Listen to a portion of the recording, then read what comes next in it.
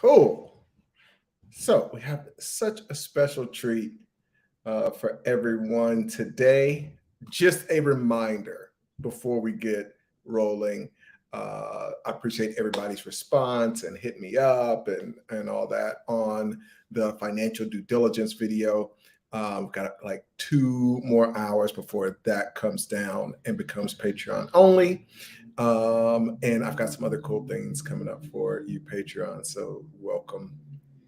And but what I want to do is number one, so just as a acknowledgement, we got 2 more hours that video is going to be available. But I want to quickly talk about Good Merger, and then I want to bring on a special guest. I can't remember. I haven't had a guest on this thing in years, I feel like, because most of the time I'm just popping on. I have a few minutes, try to give you all some value, to give you a little bit of training, and then I'm out. And so, it's just been a long time since I actually coordinated. And this week we have two very, very special guests. One is Andrew, who's going to pop on in a sec, and he is a part of the Good Mergers company. The other is Curtis. He went through the very first PEFI and is doing some amazing things with Dealmakers Institute. So I wanted to have both of them on and kind of see what they've been up to. So let's get rolling. Andrew is just a very talented young man. If you saw the title, very proud of him. Had an amazing beginning of the year, just killing it, getting deals closed on the broker side, getting a lot of deals and financing done for clients as well. And so I thought it'd be fun to bring him on. We'll talk a little bit about his background before getting into any of this, which, isn't terribly long. He's a young guy, but also just the interest. That's one of the things that I think is really cool. So let's bring him up. What is up, sir? What's up, Ace? So thank you for having me here. Man, it's great to have you. It's great to have you. You're in demand. I talked a little bit about what you've been up to in a previous video as we opened up 4 spots for the new 4 people in Good Merger that you've gotten to interact with. But I think what's really cool, by the way, I think we've got to, I'm getting feedback. I think we've got to, let's see. Which, are you using a mic or are you using the computer? The computer. Okay. Let's see. If you want. I'm going to mute you just while I'm talking, and then I'll unmute when you start talking. I got it. All right. So one of the really cool things was, the whole Good Merger process was kind of organic. Andrew has been with Financier Bank and been helping out on some of those deals. And, just over the past 2 years, I've been talking a lot about how COVID and some of the other economic things that have happened have sped up the number of baby boomers that are needing to sell their businesses. So we have moved. I still get a lot of questions on internet-based businesses.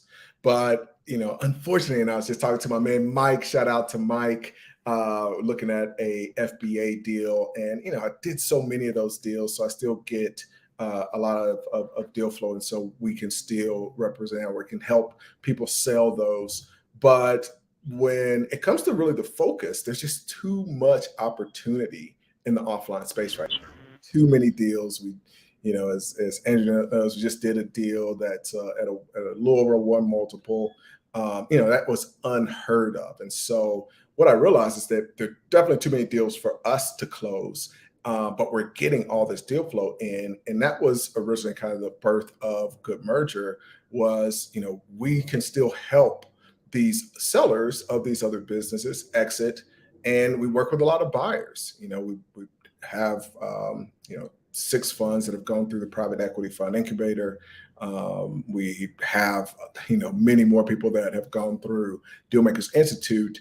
And we just are in this position to be able to help them get financing, which we're already doing through Financier Bank, and help them find the deals and close those deals now through Good Merger. So it's really cool.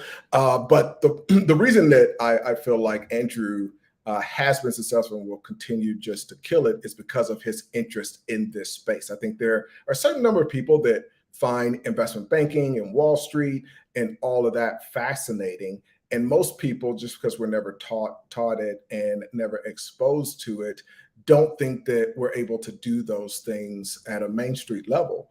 And I think it takes a certain level of passion for providing those types of services that ends up leading people to a lot of success. I think that's what we've got even with these first four, and what we want to find with the next four. So what I want to start out with you, Andrew, is number one. A little bit just about your background, and then I want to get into what got you interested and passionate about this concept of becoming an investment banker. So good question. So my background is I went to college for about 8 months, to a year. I started my first business when in college. So you got to stop there. You got to stop there because that's a big debate. So everybody we're in this mode where things are obvious that people are changing, and you don't need a degree as much. But what was that like just making the decision to leave college and then just with family and all of that? Yeah. What did that look like? But that choice wasn't too hard. It was definitely hard on our family. But I think I just knew that there had to have been better out there rather than what I was doing. And so that took me down a path of marketing and dropshipping and things like that. And this was, say, back in like 2018. So this was back when that was kind of becoming a bit more popular. So, but yeah, so I made that jump, and it was a big jump, and I really went deep into books, into reading, into personal development, alongside of business. So I think that was a big catalyst that eventually led down to really learning about the fact that it's awesome to work with a client, but there came a point where I was like, I wonder if we can buy them out, or I wonder if we can own them instead of work with them as a client. And that, of course, led down a path with private equity, buying businesses, and also brokering too. So, we're on mute.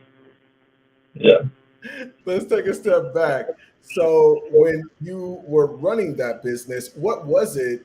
Were you just looking at other businesses? Like, what made you click? Yeah. Interesting things for me is most people, I don't advertise. And so most people end up here because they're interested in private equity. So what was it that clicked for you that made you realize, okay, trying to start this business sucks. How can I, skip this process, or what was that process like? Yeah. So when I first started, so my first business was in marketing. So I was working with a handful of coaches and speakers in the personal development space. And I was in charge of really focusing on with a brand, I guess, and finding like different ways that we can grow it, expand it. And that led me down a path of finding out about different companies like Procter and Gamble and places like that where they owned every top brand in the market, and I was like, all right, so they must have must have started every business here, and Yeah. so I started to research them, and it turns out that they didn't start every business, Yeah. you know, but they bought them. And so then I was like, okay.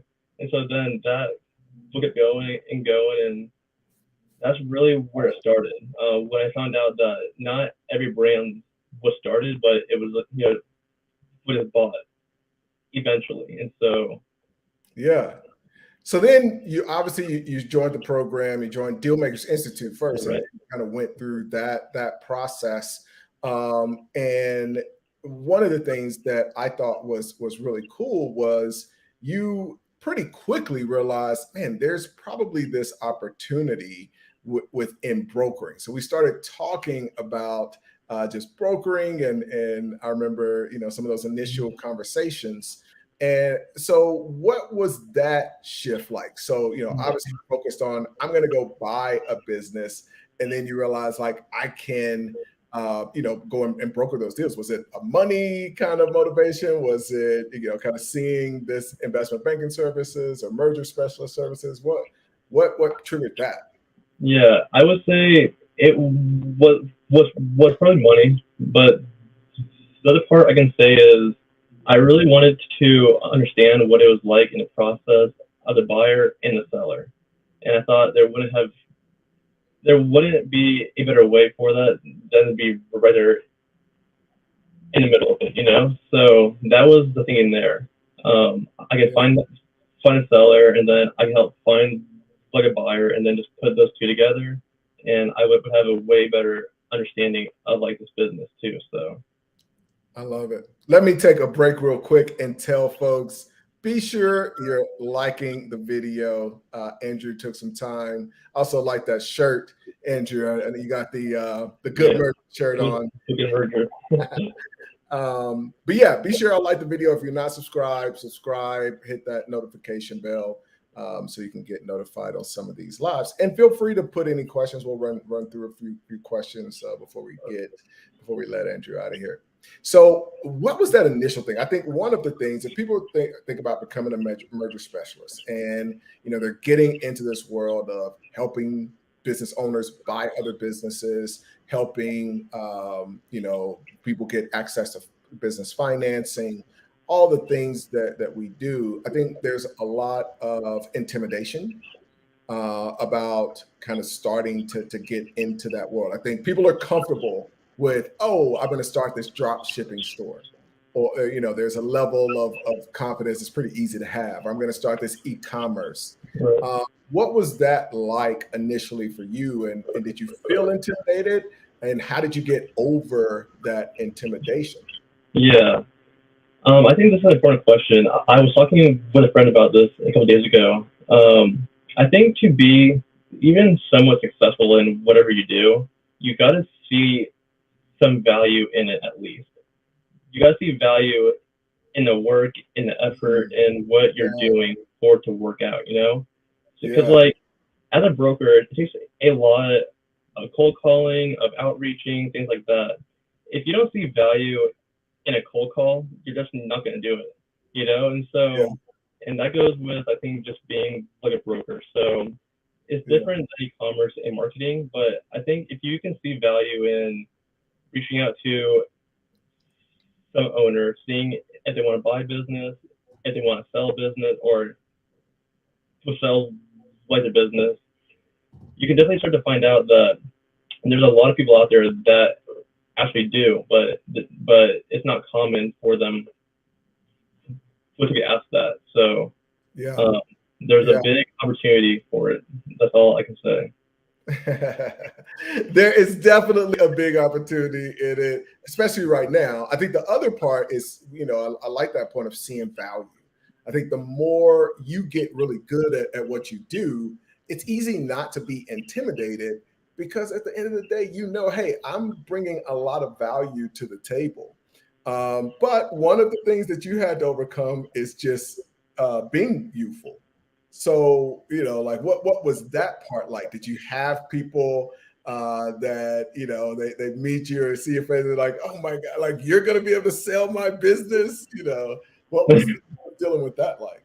Yeah, I think you can see that in whether two ways. You know, you see being young as a big disadvantage to where, oh, this person wants me to be older, but there's a big advantage in being kind of young because if I kind of make it, if I mess up on a deal or if I mess up with an owner, they won't take it as hard because I'm young. But on the flip Yeah, side it gave though, you a little runway with yeah, that, yeah. a little If leeway. if I do well though and I kill it, then it's even better too. Yeah, So it's I feel like, like oh my yeah. God. So I feel like being young is definitely a big advantage, and I think a lot of people want to work with somebody who is a bit younger and a bit more passion for it too, you know. So I Yeah, think that definitely adds to it. awesome. Well, I see a comment in here on one of the books that's on our reading list. So I think we'll go to a couple of these questions, but I think a good thing to give recommendations on is of our reading list when we go through our training, any of the books that we've recommended that have been great for you and that you've gotten a lot out of. And then I'll go to a couple of these and mention this last book, which is definitely one that I want to Yeah. recommend to people. I would focus a lot on KKR. Um, yeah. So, well, what topic are we talking about? Well, The private just equity or investment banking? the books. I like the KKR. I Yeah, know that KKR. you liked Predators Ball a lot. That Yeah. So, was a great one. yeah. So I can say I would definitely focus a lot in terms of KKR and also on Drexel. There's a book on Drexel called Predator's Ball that is really good. And then there's a book called um with Lean, I think it's called. That's also very good too. Each of those books, I think, definitely paint a picture of what to expect in on different deals. Each of them focus their business on a certain strategy, and I think it's important that the the more that we can understand those, we can apply them in what we do as well. Um, Yeah, yeah. 100%. So really quickly, if you're interested in becoming a part of Good Merger, here in a few weeks, we're going to open that up again. Feel free you can text the same number, but instead of saying deal flow, just say Good Merger. And we'll contact you once we start that application process. You can put in your app. All right, we'll go run through a couple of these. We're already at 17 minutes. I told you it'd be 15 to 20 minutes, Andrew.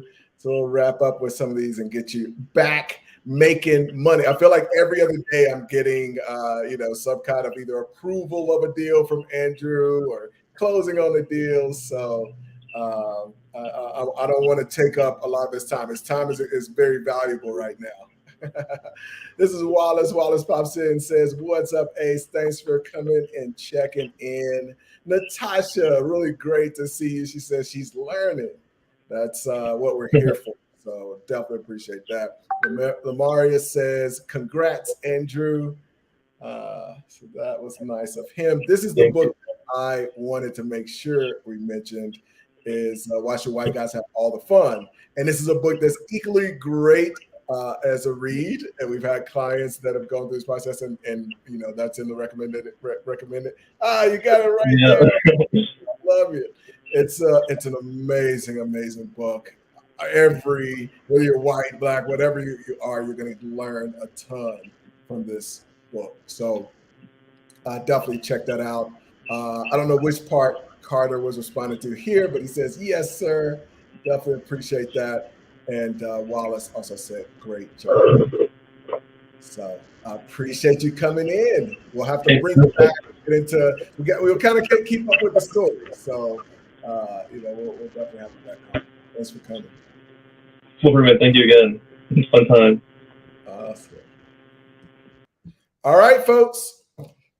That is Andrew. So one of our folks, I talked a little bit about him. So we were talking the other day, and I was like, "Man, I got to get you on to just show your face and let people know what you're up to." We've now got the other four people who made it through our application process for the first group of Good Merger brokers, and man, each one of them is very, very talented. So very excited to be working with them. They are starting this week. We're setting them up with appointments to make presentations to private equity funds. And so I'm excited to see how they do. I know they'll do really, really well. So if that's something you're interested in, reach out. You can text the same number. Just put Good Merger. If you're interested in Patreon, I've got a lot of stuff that we're doing there. So be sure to go and sign up. It's patreon.com/Ace Chapman, have a productive rest of the day. I know it's almost 4. What time is it here where I am? So still got a little time to make some magic happen.